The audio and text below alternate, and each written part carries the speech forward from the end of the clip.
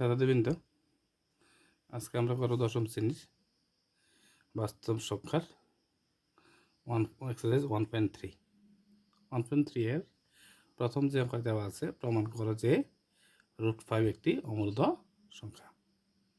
√5 একটি অমূলদ সংখ্যা। √5 অমূলদ সংখ্যা প্রমাণ করতে হবে আমাদের। কিন্তু সহজভাবে করবো আমরা।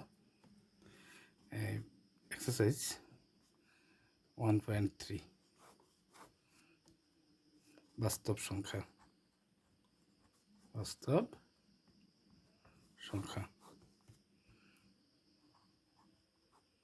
সলিউশন।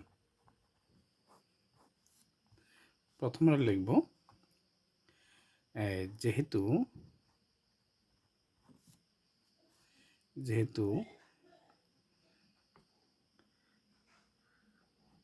4 গ্যাদার 5 গ্যাদার 9 বর্গ সংখ্যা নিতে হবে। 5 এর যেহেতু √5 এর আগের বড় সংখ্যা হলো 4, 5 এর পরে বড় সংখ্যা হচ্ছে আমাদের 9। দেয়ার ইমপ্লাইজ যে আমরা রুট দিই,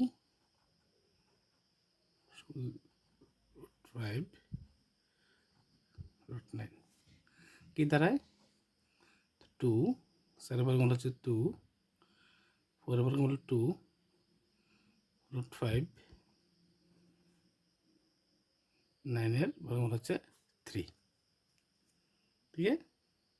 তাহলে এর থেকে আমরা পরিষ্কার বুঝতে পারি যে √5 একটি পূর্ণ সংখ্যা হতে পারে না। সুতরাং √5 একটি পূর্ণ সংখ্যা হতে পারে না। ওকে, এখন আমরা কি করব?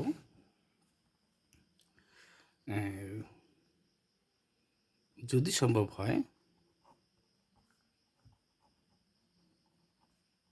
হয় মনে করি √5 একটি মূলদ সংখ্যা। ঠিক আছে? √5 একটি, আমরা সবাই জানি মূলদ সংখ্যার ওই সব সংখ্যাগুলোকে আমরা বলবো যে সংখ্যাগুলোকে p/q আকারে প্রকাশ করা যায় এবং pq পূর্ণ সংখ্যা, q not equal to 0। ঠিক আছে? তাহলে কি লিখতে পারি যে √5 কে p/q আকারে প্রকাশ করা যায় যেখানে p ও q পূর্ণ সংখ্যা, q not equal to 0। ঠিক আছে? এবং আরেকটু লেখা যায় যে, এবং কি লেখা যায় যে এদের কোনো সাধারণ উৎপাদক নেই।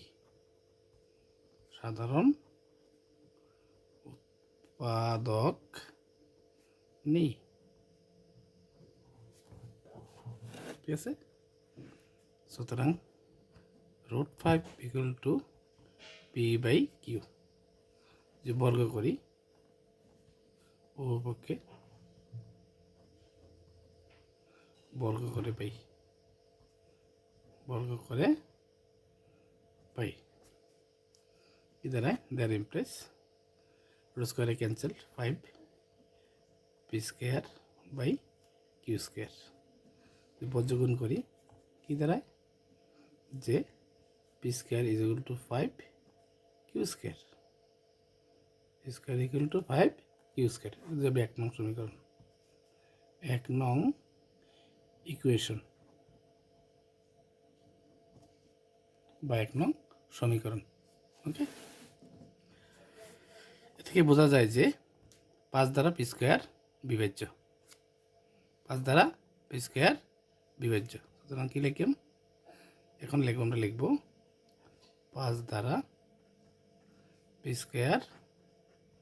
বিভাজ্য। 5 দ্বারা যদি পি স্কয়ার বিভাজ্য হয়, সুতরাং 5 দ্বারা পিইউ বিভাজ্য। ঠিক আছে, এটাতে 2 নং সমীকরণ দিই। 2 নং সমীকরণ বা ইকুয়েশন।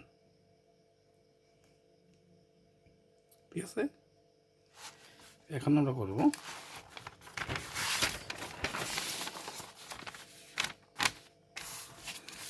এখন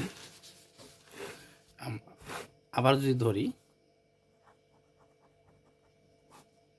আবার P equal to 5m, P equal to 5m।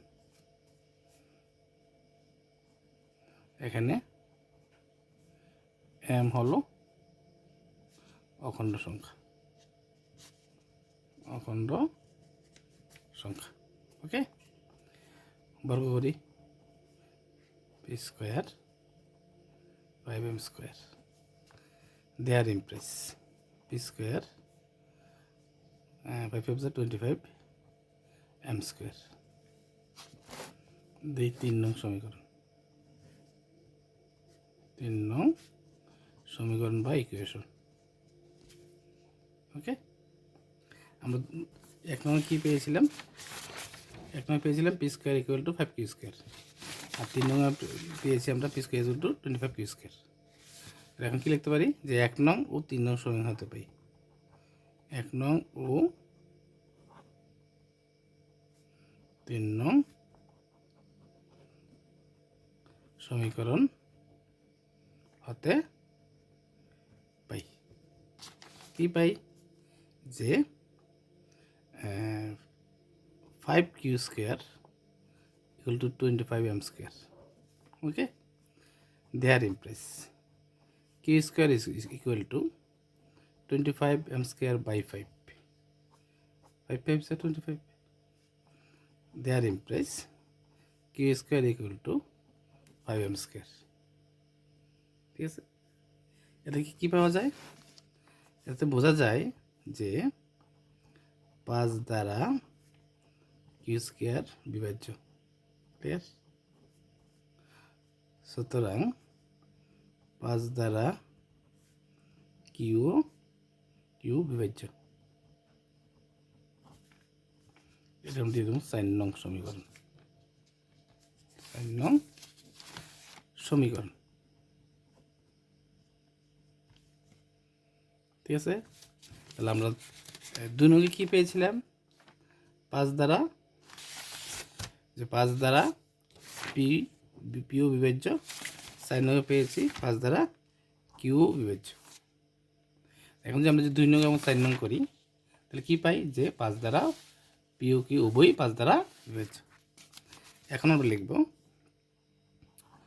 2 নং ও 4 নং সমীকরণ হতে পাই, সমীকরণ হতে পাই। কি পাই? যে পি ও কিউ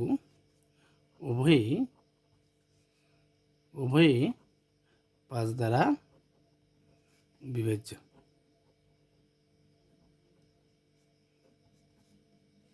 সুতরাং পি ও কিউ এর সাধারণ উৎপাদক, সাধারণ উৎপাদক 5, এটা আমরা কল্পনা করতে পারি না, বা এটা আমাদের কল্পনা বিরুদ্ধ, বিরুদ্ধ, কল্পনা বিরুদ্ধ। সুতরাং কি লিখতে পারি? যে √5 মূলত সংখ্যা। আমরা বলেছিলাম মূলত সংখ্যার কোনো উৎপাদক, সাধারণ উৎপাদক নেই। আমরা এখন আবার পেয়েছি পি দ্বারা 5 দ্বারা বিভাজ্য, পি এবং কিউ উভয় 5 দ্বারা বিভাজ্য। যেহেতু পি কিউ আমাদের পূর্ণ সংখ্যা, সুতরাং তাদের কোনো এই সাধারণ উৎপাদক থাকতে পারে না। তাই এটা আমরা লিখেছি যে পি পিউ কিউ এর সাধারণ উৎপাদক 5, এটা আমাদের কল্পনার বিরুদ্ধ। সুতরাং √5 মূলদ সংখ্যা হতে পারে না। সুতরাং √5 একটি অমূলদ সংখ্যা। ক্লিয়ার? প্রুভড। একদম সহজভাবে করেছি, আশা করি তোমরা বুঝতে পেরেছ। Thank you.